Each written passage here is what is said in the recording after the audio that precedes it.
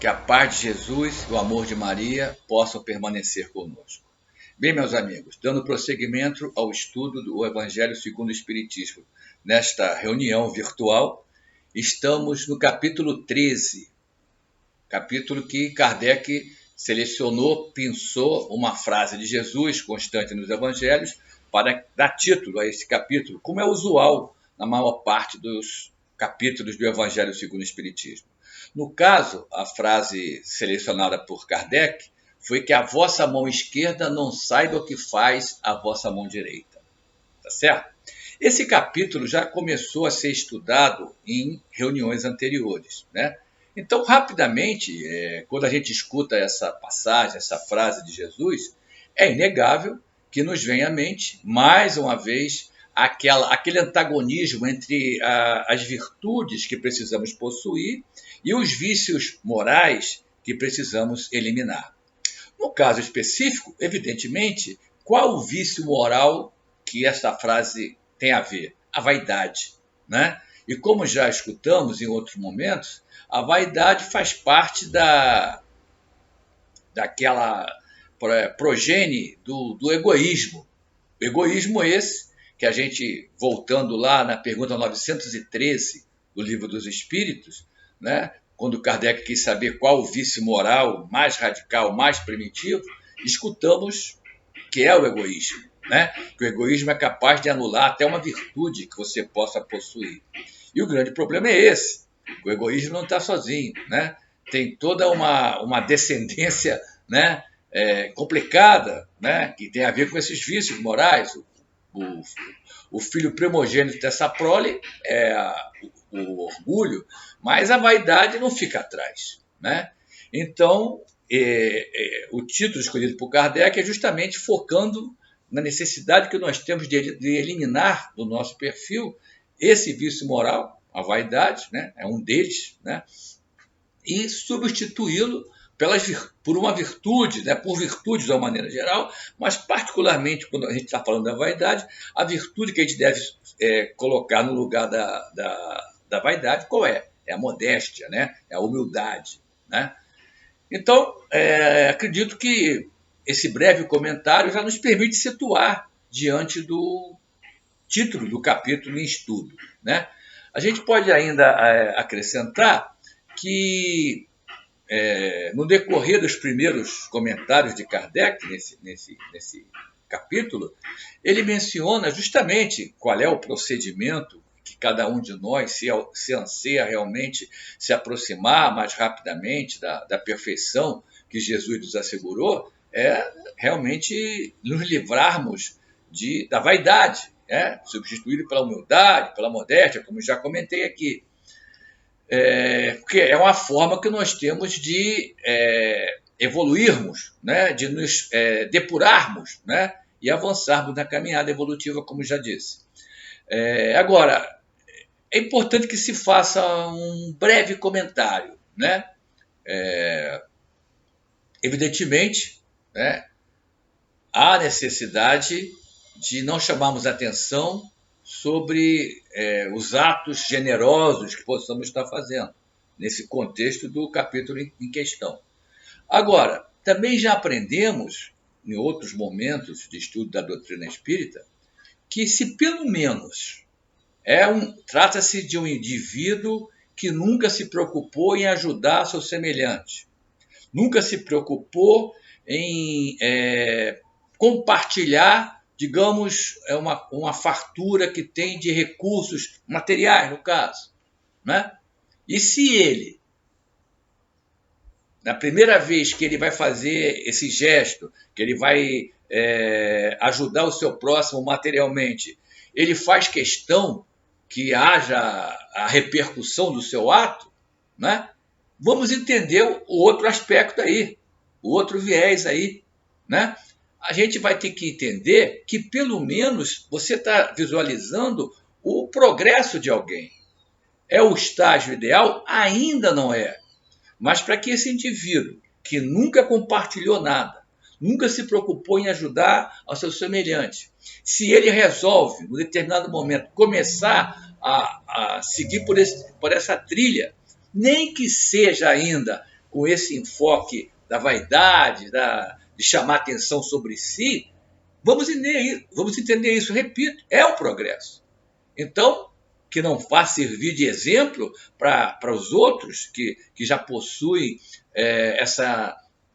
esse viés de ajudar seus semelhantes, e nesse contexto da humildade, da modéstia, né? Mas antes de criticar um companheiro, uma companheira com esse perfil, repito, vamos entender que esse nosso irmão, que essa nossa irmã está progredindo. Isso nos deixa feliz, porque nós queremos fazer ao próximo o que ele gostaríamos que ele fizesse conosco. Então a gente não gostaria que vibrassem com o nosso progresso? Então vamos vibrar com o progresso do companheiro. Certos que ainda, repito, não é o estágio ideal, não é o estágio que mais adiante ele vai chegar, mas ele pelo menos começou uma caminhada que estava estagnada, que ainda não tinha dado a partida. Tá certo? Então, feita essa observação, né, evidentemente, vamos nos deter ao que a doutrina espírita nos ensina, que o Consolador Prometido nos ensina, ou seja, o que Jesus nos ensina, e estudar, então, o item programado para hoje, que é o óbolo da viúva. Né? Corresponde aos itens, o tópico é o óbolo da viúva, corresponde aos itens 5 e 6 desse capítulo 13. Né? Como costuma acontecer na formatação do Evangelho segundo o Espiritismo, inicialmente o tópico traz o quê? Traz a passagem evangélica ou passagens evangélicas que tem a ver com o título do tópico. Né? No caso aqui, Kardec cita que a passagem está tanto no capítulo 12 do Evangelho de Marcos, quanto no capítulo 21 do Evangelho de Lucas. Tá certo?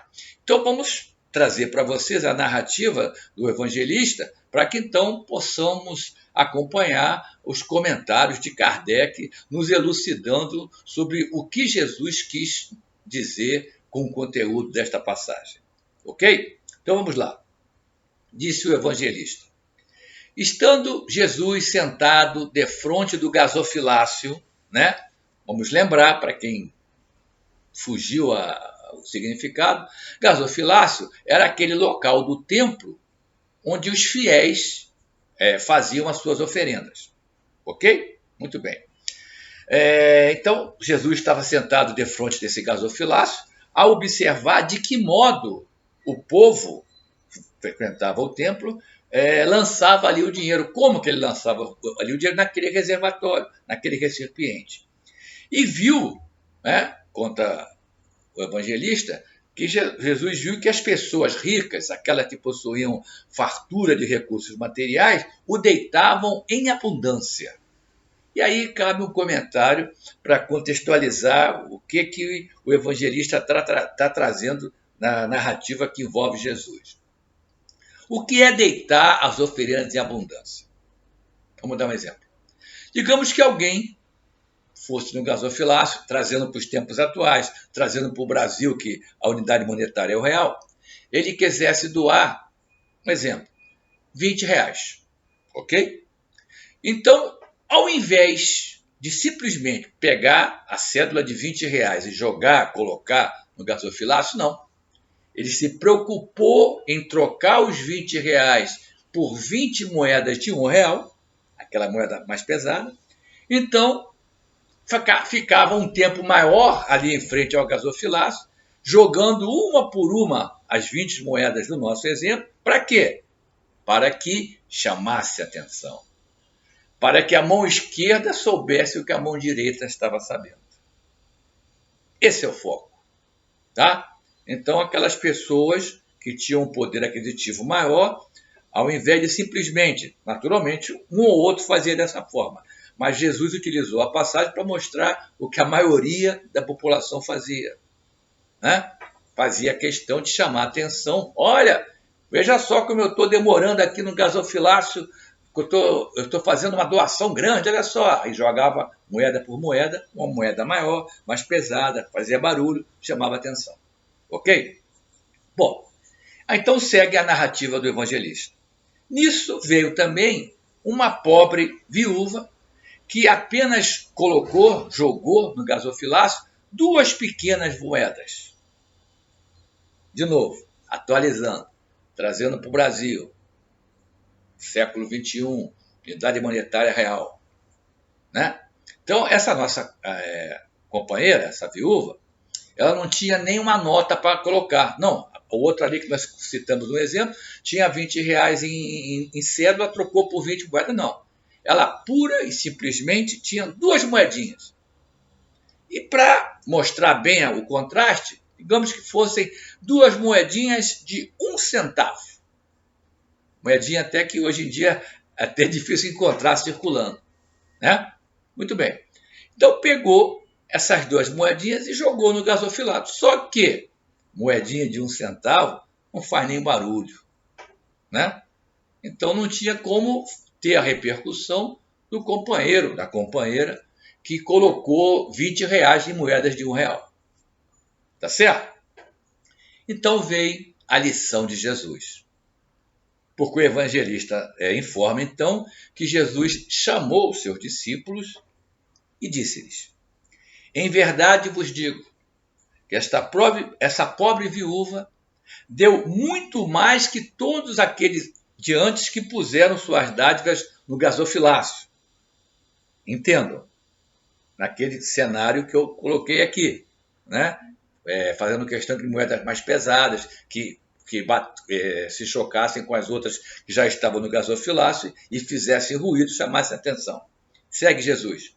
Pois que todos os outros deram do que lhes abundam, ou seja, daquilo que está sobrando, daquilo, digamos assim, que pode até ser considerado supérfluo. Ao passo que ela, a viúva, deu daquilo que lhe faz falta, deu mesmo tudo o que tinha para o seu sustento. Tá certo? Esta é a passagem. Né? Acredito que ficou claro o que é que Jesus quis mostrar. Né? A necessidade de fazermos caridade. Nenhum de nós está impedido de fazer caridade. O cenário aqui é a caridade moral. Tá? Mas mesmo assim, dificilmente alguém não vai poder fazer uma caridade moral. Uma caridade material. Porque sempre você vai encontrar alguém que está numa situação mais difícil que a sua. E mesmo aquele seu pouquinho, né, você vê que aquela pessoa está precisando mais do que eu. Deixa eu dar esse meu pouquinho. Né?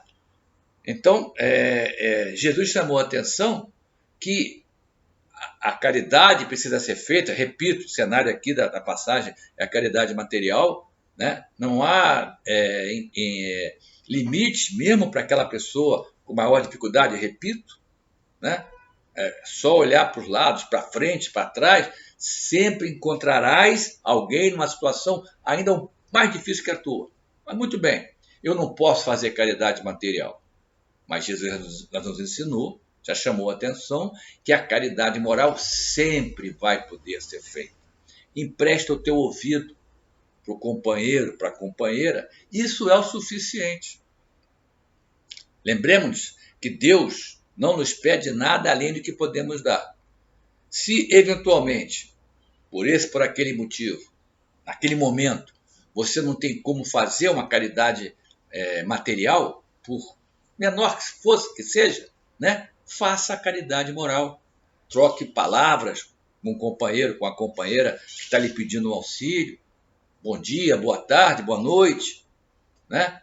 Puxa um assunto, procure trazer algum tipo de estímulo diante daquela dificuldade que você está vendo que a pessoa está vivenciando. Tá? Mas, repito, o cenário do nosso estudo, de acordo com essa passagem aqui, tem a ver com a caridade material, tá? Que não pode ser desprezada. Tá certo? Especialmente considerando o estágio da humanidade, a grande desigualdade material que existe, né?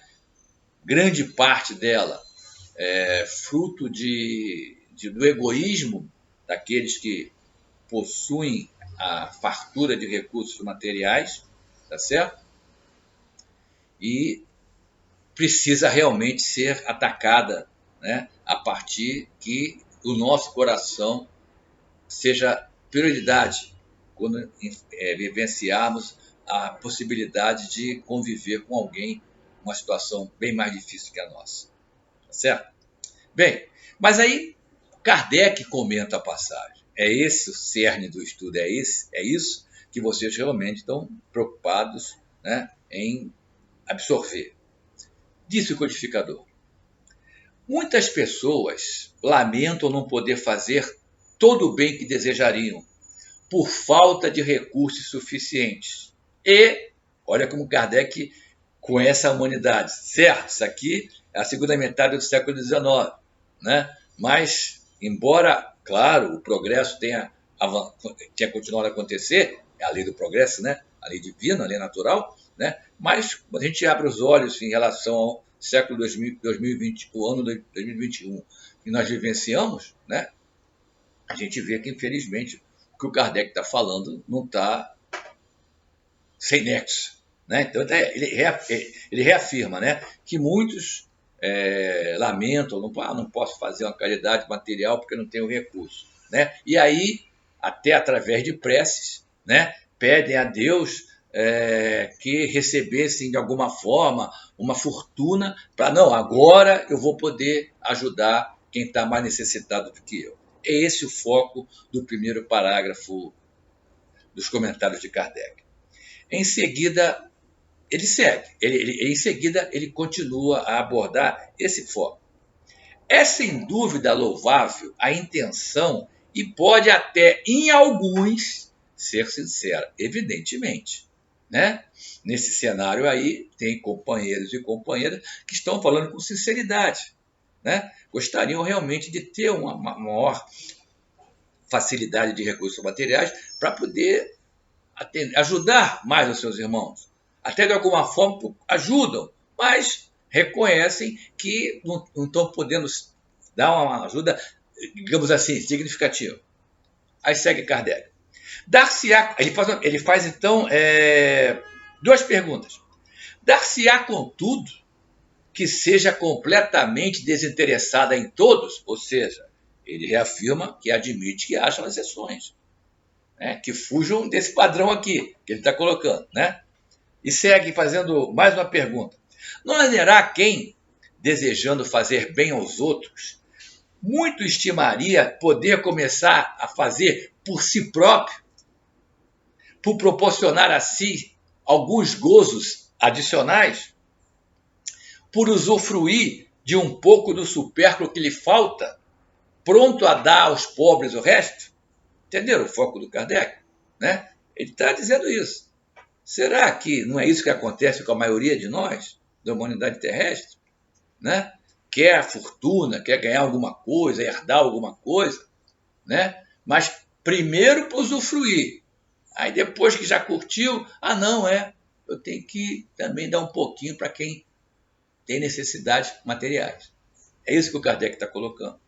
E aí me permitam fazer uma contextualização, que ocorre frequentemente quando, por exemplo, aquela loteria da Caixa Econômica, a Mega Sena, está acumulada, né? 30, 40, 80 milhões, às vezes até aquela da virada, né? Que chega, acho que deu agora, nessa última virada do ano, 300 milhões para ratear, né?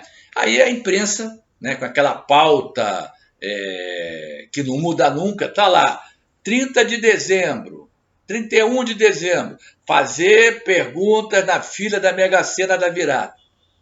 Isso já faz parte da pauta da imprensa, né? Muito bem. Aí vão lá, a imprensa escrita, falada, televisada, né? Como se falava antigamente, né?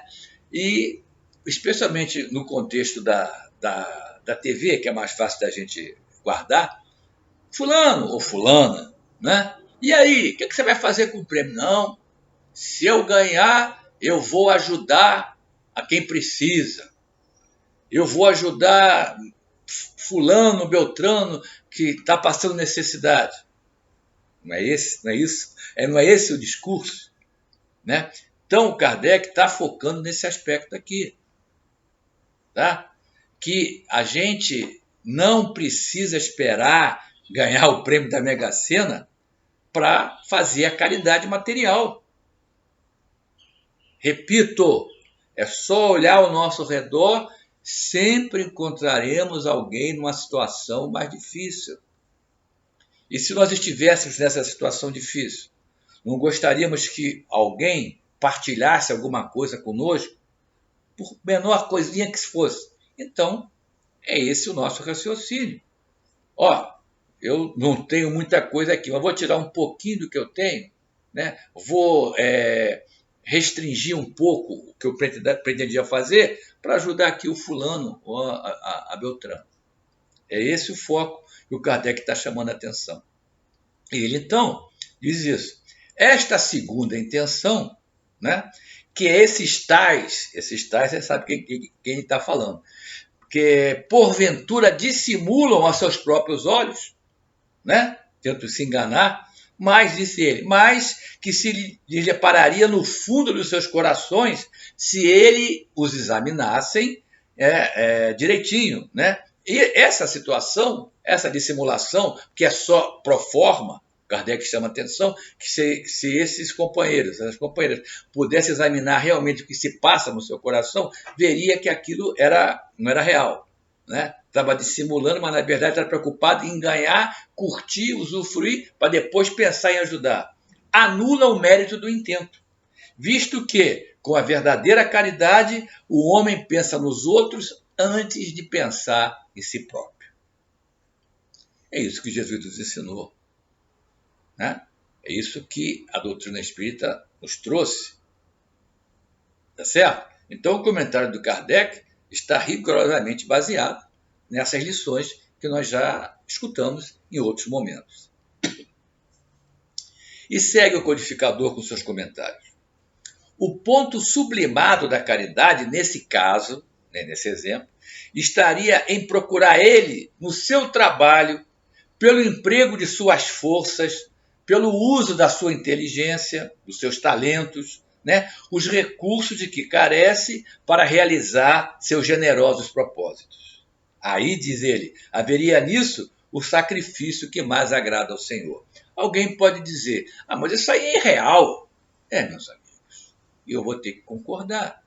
Né? Quando a gente usa como referência a humanidade como um todo. Né? Não estou me referindo a parcelas específicas da humanidade, que nós sabemos que, para a nossa felicidade, existem. Né? Aquelas pessoas que, pelo contrário, muitas vezes deixam de usufruir disso ou daquilo, né? Bolam um esquema para ajudar alguém que ela vê que está passando dificuldade. Mas, inegavelmente, embora soe duro a gente escutar isso, né? Falando da humanidade, eu repito, isso aqui é a segunda metade do século XIX, certamente evoluímos de lá para cá, não tenha dúvida, não evoluímos o que deveríamos, né? Porque, de acordo com o que já escutamos em outros momentos em estudos da doutrina espírita, que já lemos em obras da doutrina espírita, né? Esse estágio de transição para um mundo de regeneração já deveria ter acontecido. Então, se eu estou afirmando que o progresso realmente aconteceu, posso falar coisa contrária a isso, também é inegável que esse progresso não aconteceu na velocidade que poderia ter acontecido. E aí sim, ao escutarmos o que Kardec colocou nesse parágrafo, podemos discordar de, não, peraí, Kardec, isso foi lá atrás, né? Nós já estamos no outro estágio, mas, repito, infelizmente, considerando a humanidade como um todo, isso ainda é uma realidade. Tá certo? E segue o codificador. Infelizmente, essas pessoas, esse cenário, a maioria vive a sonhar com os meios de mais facilmente se enriquecer de súbito, né? De repente e sem esforço, correndo atrás de quimeras, né? quais a descoberta de tesouros, de uma favorável oportunidade aleatória, do recebimento de inesperadas heranças, etc. E aí não tem como fugir disso, né? Que o Kardec está colocando aqui. Ele diz que se nós quisermos ajudar mais intensamente a quem a gente vê que tem necessidade, né? Que a gente procure usar da inteligência, procure trabalhar um pouco mais para gerar uma remuneração maior, né? E então, sem deixar faltar para você e sua família, ajudar os outros. Ao invés, ou já me corrigiram, não posso falar ao invés, em vez de, né? Em vez de ficar esperando ganhar na Mega Sena, né? Ganhar, que mais? Na loteria esportiva, receber uma herança inesperada de uma tia que você não via há 30 anos, que não tem mais herdeiros, e aí fica naquela expectativa, não, alguém vai me dar vai deixar uma herança para mim, né? Descoberta de tesouros, né? De uma favorável oportunidade aleatória, como por exemplo, e aí não desculpe o que eu vou falar, mas esses golpes que se dão aí, hoje em dia ainda, século XXI, né? O pessoal chama de conto do vigário, né? Golpe do Paco, né? Isso só acontece devido à ambição da humanidade terrestre, né? Esse contexto aqui, quantas vezes já escutamos recentemente casos de pirâmides? Será que alguém acha realmente que eu vou dar R$1.000, vou botar outras pessoas para dar R$1.000, quem está na minha frente vai receber esse dinheiro, aí vai entrando mais gente atrás de mim e eu também vou receber esse dinheiro? Isso é uma furada, evidentemente. Eu conheço colegas de trabalho que caíram nessa. E vieram falar comigo e falaram, estou fora. Né? Tentei alertar. Não, que isso, eu conheço fulano, Beltrano, que já ganhou não sei quantos R$1.000. Sim, os primeiros que bolam esse golpe ganham dinheiro. Mas e os outros? Os outros dão dinheiro para eles e depois ficam chupando o dedo. É essa a expressão. Mas por que acontece isso? Por que acontece essa situação de uma pessoa na rua chegar, uma pessoa trajada humildemente, olha, moço, eu não sei ler, eu acho que esse bilhete aqui da loteria está premiado, o senhor pode ver para mim? E realmente, está premiado sim. Então, eu sou bronco, eu não tenho documento, eu não tenho como receber, dá para o senhor me dar uma parte aí? Eu não quero me dar uma parte e o senhor recebe direitinho? É um absurdo? É um absurdo. Mas não tem gente que cai? Cai. Né? E é justamente por isso. Né? Fica achando que fortuna cai do céu.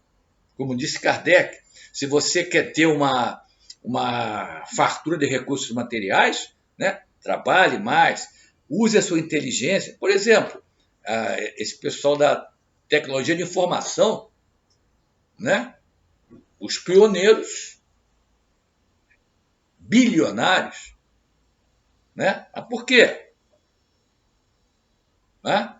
Então, bolaram processos, procedimentos que hoje em dia todo mundo tem que usar e a remuneração, no final das contas, chega até eles. Né? Então, é isso que o Kardec está colocando aqui. Até acontece. Né? Até acontece alguém ganhar um prêmio na loteria, no Brasil, lá fora também. Tem aquela loteria americana que dá não sei quantos milhões de dólares, acho que uma vez por ano. Né? Acontece. Né? Mas quantos jogam, quantos investem dinheiro, um dinheirinho, um dinheirão, né? Para 1, 2, 3 ganharem. É esse o cenário que o Kardec está chamando a atenção aqui, meus amigos. Bom, seguindo, ele acrescentou, que dizer daqueles que esperam encontrar? É um outro foco. É o foco daqueles que, com esse objetivo de enriquecerem subitamente, né, se utilizam da mediunidade que possuem. Que dizer daqueles que esperam encontrar nos espíritos auxiliares que os secundem na consecução de seus tais objetivos? E ele vai fundo. certamente não conhecem nem compreendem a sagrada finalidade do Espiritismo e ainda menos a missão dos espíritos, a quem Deus permite que se comuniquem com os encarnados. Daí acontece de os serem punidos pelas decepções. Meus amigos, é recorrente essa situação, né? Realmente alguém acha que vai, através da mediunidade, através daquela formação, que não vou nem falar da doutrina espírita, que Paulo de Tarso trouxe lá atrás, que estamos cercados por uma nuvem de testemunhas. Então, se a gente tem uma possibilidade de usar a mediunidade, não, eu vou pedir que o meu anjo guardião, o meu amigo espiritual, me dê as dezenas da Mega Sena para eu ganhar. Não tem como. Isso que o Kardec está chamando a atenção aqui, né? Não compreendem a sagrada finalidade do Espiritismo e ainda menos qual é a missão dos espíritos, que é nos alertar, nos ajudar para que consigamos o mais breve possível largarmos os nossos vícios morais, substituí-los pelas virtudes e alcançarmos a perfeição. É esse o foco que Kardec está colocando aqui. E quando ele diz assim, daí acontecer deles serem punidos com o quê? Com as decepções, com a decepção. Né? Espera, não, o meu anjo guardião, tive um sonho, meu anjo guardião me deu as dezenas da Mega Sena, eu pedi tanto a ele. Aí vai lá, fica com aquela esperança, aquela expectativa, já começa a sonhar, vou comprar uma casa não sei aonde, vou trocar de carro, vou comprar uma casa para minha mãe. Aí quando vê o resultado, nada. Por que Kardec disse isso? Aí eu vou trazer para vocês um trechinho da segunda parte do Livro dos Médiuns. Né? Os itens 294, 295, eu tirei uma partezinha aqui que vai contextualizar o que Kardec disse.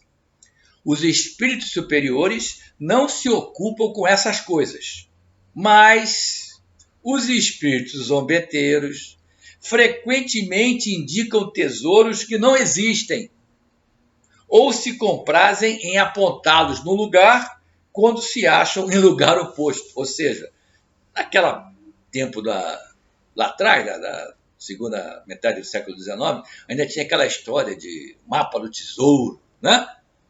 Então o cenário é esse, né? Dizendo que os espíritos zombeteiros até sabem onde está o tesouro, mas só para... São zombeteiros, são irônicos, né? Querem vibrar com a decepção dos outros. Se o tesouro está no sul, eles dizem que está no norte, e vice-versa. Tá certo? É isso que o Kardec, que consta no Livro dos Médiuns, na orientação dos espíritos por Kardec. Bom, após fazer esses comentários, e especificamente nesses últimos parágrafos aqui, que o Kardec mencionou a questão de quem fica esperando ter a informação de um tesouro oculto para ficar rico, ele fez a seguinte observação. A questão dos tesouros ocultos está na mesma categoria das heranças desconhecidas. Bem louco, olha só o Kardec dizendo, bem louco seria aquele que contasse com as pretendidas revelações que lhe possam fazer os gaiatos do mundo invisível, os espíritos zombeteiros. Já tivemos ocasião de dizer que quando os espíritos querem ou podem fazer semelhantes revelações, eles as fazem espontaneamente, sem precisarem de médios para isso. E quando acontece em geral, não é somente para ajudar A, B ou C, e sim a uma comunidade. Lembre-se, meus amigos, eu não estou dizendo, nem o Kardec está dizendo, que isso não acontece. Ele disse, e eu estou aqui referendando, que isso é o que acontece na maior parte dos casos. Tá certo? E segue o codificador, dizendo assim, aqui está um exemplo dessa situação que ele narrou. Uma senhora acabava de perder o marido, depois de 30 anos de vida conjugal, e se encontrava prestes a ser despejada do seu domicílio. Ou seja, ela era uma companheira, né, digamos hoje em dia, tinha união estável com o senhor, né? Esse senhor já havia sido casado, tinha tido filhos, né? Ele desencarnou, ela ficou na miséria, não tinha recurso nenhum, né? E estava prestes a ser despejada da casa. Por quê? Porque os filhos dele, mas não os filhos dela, né?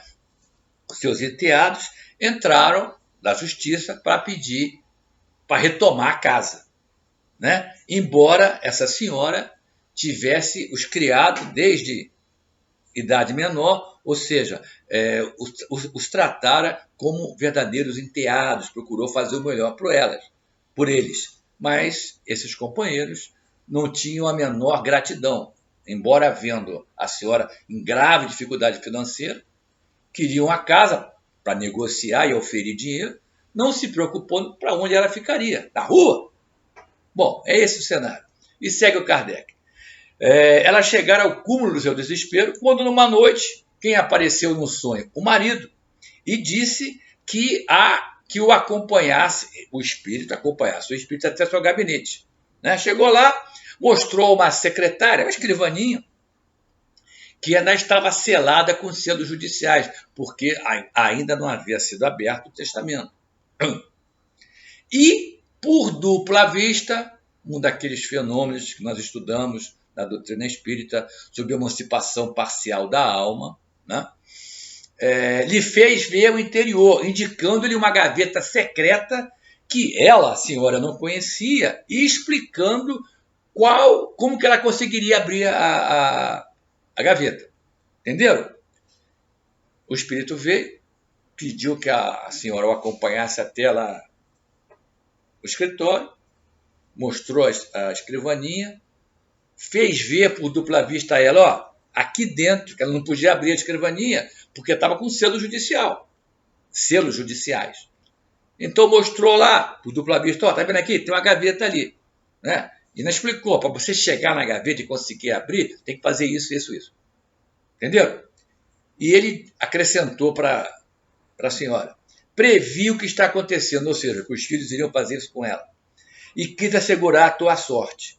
Nesta gaveta estão minhas últimas disposições, ou seja, havia um testamento mais recente.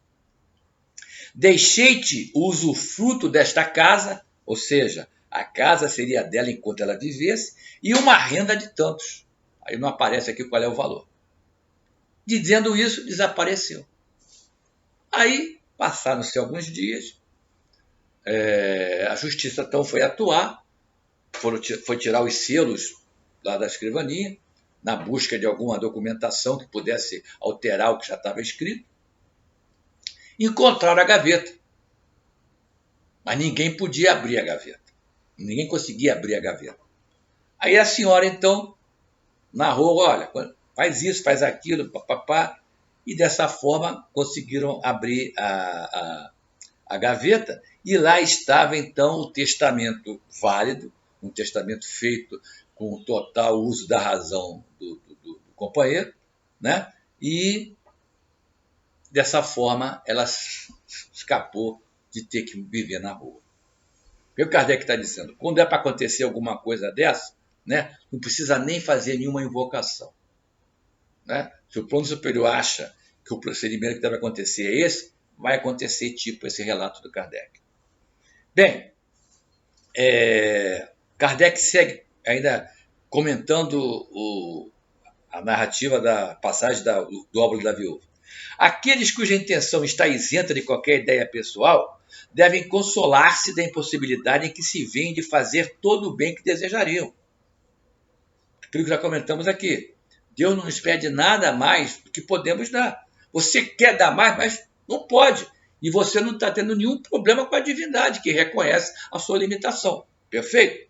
Lembrando-se de que o óbolo do pobre, daquele que dá privando-se do necessário, pesa mais na balança de Deus do que o ouro do rico, que dá sem se privar de coisa alguma. Né? Está dando do que é supérfluo para ele. Ele já tem o que dá para si, para não sei quantas mais gerações. Então, na balança de Deus, aquele que dá do que vai lhe fazer falta tem um peso muito maior daquele que está dando. Ótimo que esteja dando, mas que está dando daquilo que não está sobrando. Continua o codificador. Grande seria realmente a satisfação do primeiro daquele que está querendo ajudar, se pudesse socorrer em larga escala a indigência, aos padecentes, como diz o Dr. Bezerra. Mas, se essa satisfação lhe é negada, submeta-se e se limite a fazer o que possa. Já dissemos 2 vezes no nosso estudo hoje. E acrescentou Kardec, aliás, faz uma pergunta, será só com dinheiro que se podem cercar lágrimas e dever-se-á ficar inativo desde que não se tenha dinheiro?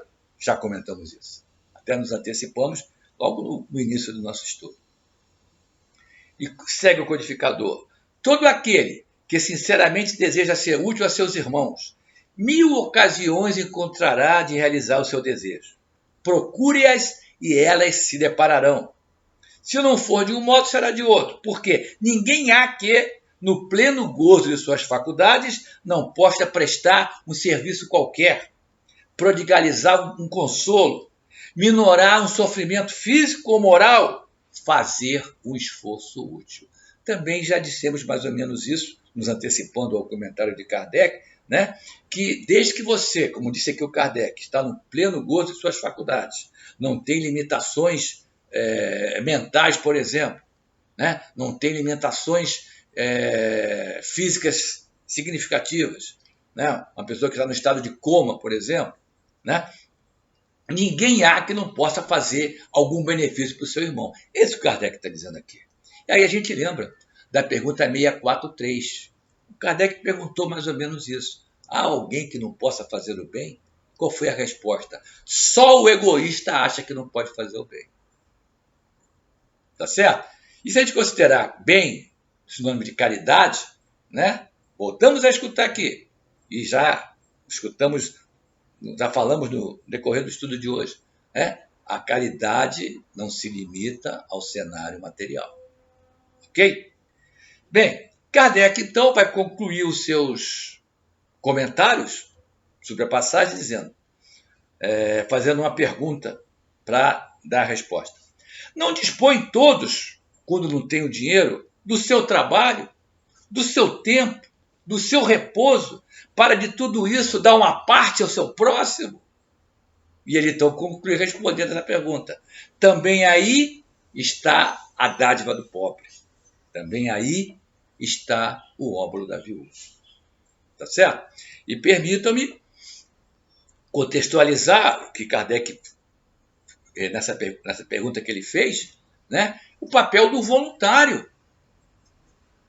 Quantos de nós, frise-se, independente da doutrina religiosa que escolhemos, ou até sem ter qualquer doutrina religiosa, segundo dizem, eles próprios dizem, quantos de nós não procura ser útil ao próximo? Definição de trabalho, segundo o Livro dos Espíritos, qualquer atividade útil. Jesus, segundo Marcos, eu não vim para ser servido, eu vim para servir. Então, é isso que o voluntário faz. Não, eu não tenho condição de ajudar, não posso monetariamente me juntar a essa lista, a essa vaquinha. Mas, eu vou fazer isso, fazer aquilo. Beleza! É isso, lembrando de uma palestra anterior, é fazer ao bem como Jesus recomenda. Você não pode ajudar financeiramente? Escutaram o que Kardec disse? Não falta oportunidade. E o voluntariado é um exemplo perfeito disso. E serve para mostrar o que eu falei anteriormente, que o progresso continua. Porque não tem nem como tentar uma comparação. O número de componentes da humanidade terrestre que se dedicam hoje ao trabalho voluntário são milhões de vezes ao que acontecia lá atrás. Tá certo? Então, vemos um viés em que a humanidade terrestre caminha, eu digo mais, caminha a passos largos. Ok, meus amigos? Então, olha só, no finalzinho do nosso estudo aqui, eu vou trazer uma página do Irmão X, né? O Espírito Humberto de Campos, através de Francisco Cândido Xavier, no livro Pontos e Contos. O título da página é A Dádiva Maior. É só para fechar o estudo, a passagem do Irmão X, vocês vão até achar que ele está se referindo apenas a essa questão do óbolo da viúva, que acabamos de escutar, mas se vocês acompanharem até o final, vão ver que tem um plus. Né? É esse esse ponto que o irmão X faz questão de trazer através de quem? De Jesus. Né? Então, conta o irmão X. Na Assembleia do Templo de Jerusalém, os descendentes do povo escolhido, os judeus, exibiam generosidade invulgar diante do gasofilaço. É o contexto da parábola do obro da viúva. Jesus e alguns discípulos de passagem acompanhavam aquilo que estava acontecendo, né? E entre eles estava Judas Iscariotes, né? Que, empolgado pelo volume das oferendas, procurava ficar perto do cofre, né, do gasofilaço, para ver quem é que estava dando maior valor. E, como nós sabemos, o grande erro de Judas foi achar que Jesus precisava dos poderosos, dos ricos, para trazer a sua mensagem, para trazer a sua doutrina. Esse foi o erro de Judas. Né? Então, é um exemplo disso. Ele, poxa, aquele lá doou tanto, olha só, quem sabe eu não consigo trazer ele para perto de Jesus, para ajudar Jesus nos seus projetos. Entendeu? Muito bem. E conta o irmão X que, a certo momento, Judas chegou perto de Jesus e disse: olha só, mestre, o Jeroboão, o negociante de tapetes, entregou 20 peças de ouro. Para ver se Jesus falava: opa, então chama ele lá para cá para ajudar a gente. Entendeu? Essa era a mente de Judas. Né? Não que ele quisesse o mal do mestre amado. Que fique bem claro mais uma vez isso. E segue a narrativa. Jesus respondendo a Judas: abençoado seja Jeroboão, porque conseguiu renunciar a excesso apreciável que estava sobrando, evitando talvez pesados desgostos. O dinheiro demasiado, quando não se escora no serviço aos semelhantes, é perigoso tirano da alma. Né? Mostrando o contexto da avareza. O Jeroboão se livrou da avareza.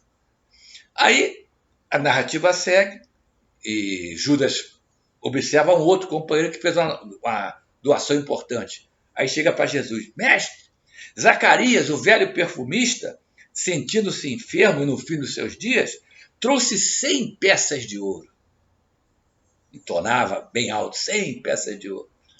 E o mestre diz para ele: bem-aventurado seja ele, mas vale confiar a fortuna aos movimentos da fé que legá-la a parentes ambiciosos e ingratos. Zacarias prestou incalculável benefício a ele mesmo.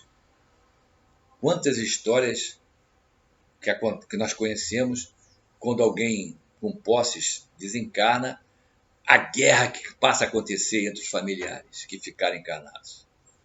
Bom, Judas voltou lá para perto de gasofilaço, deu um tempo, retornou para perto de Jesus.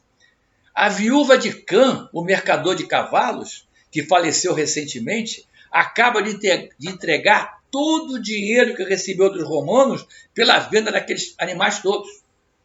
E baixando a voz, conta o irmão X, falou para Jesus: dizem por aí que alguns centuriões que sabiam do negócio planejavam roubar esse dinheiro.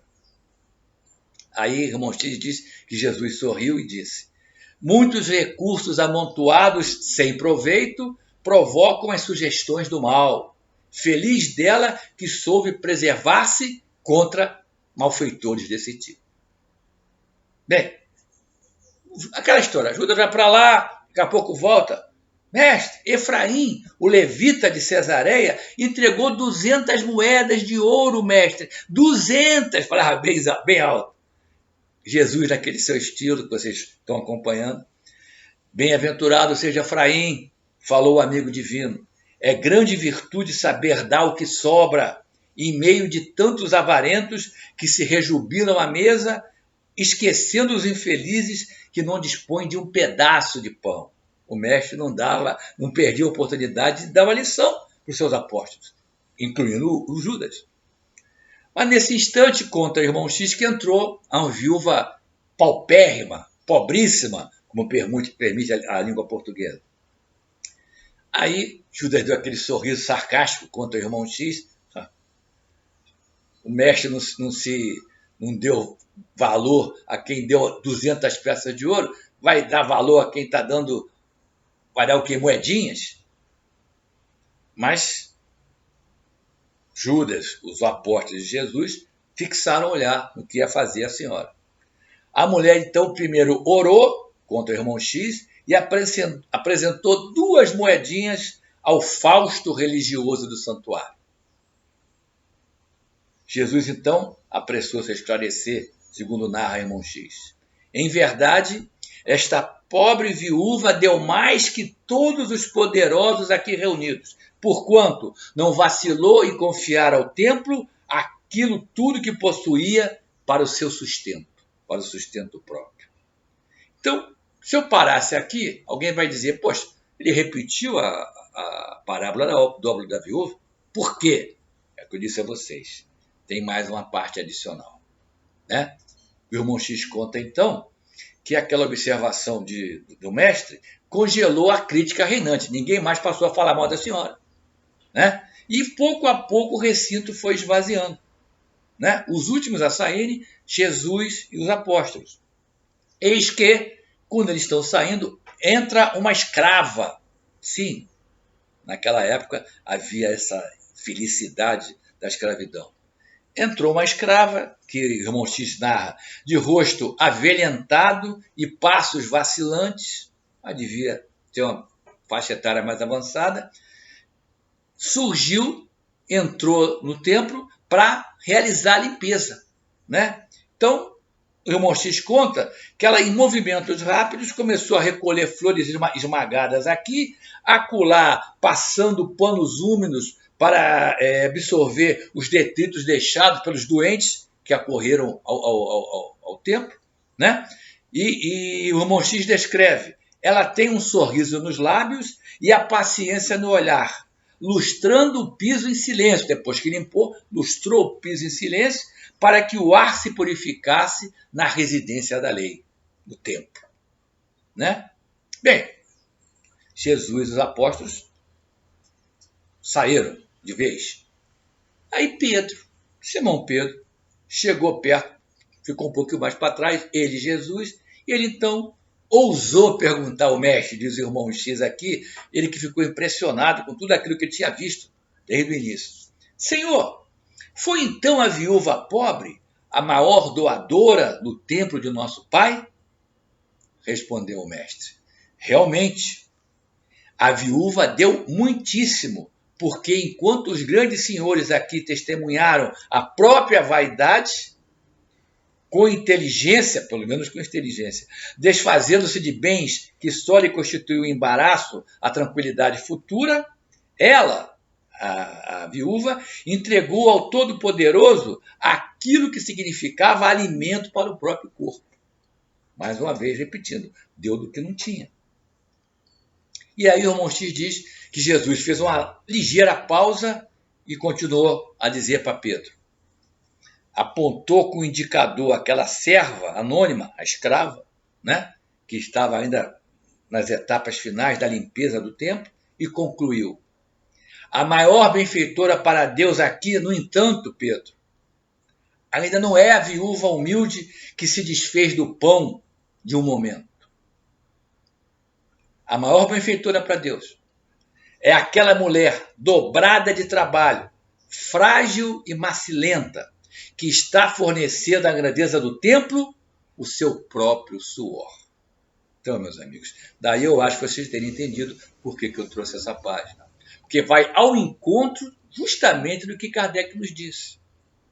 Vai acontecer com muitos de nós a impossibilidade da caridade material. Sem dúvida. Especialmente nesses tempos da pandemia, em que tantos empregos, tantos postos de trabalho foram perdidos. Tantos estabelecimentos fecharam, deixando inúmeros desempregados. Já existiam tantos, isso aumentou. Inegável isso. Então, você pode não ter realmente a possibilidade do recurso material, mas lembre-se dessa passagem do irmão X.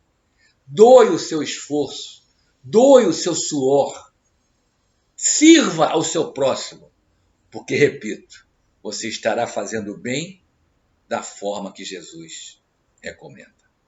Obrigado, muita paz.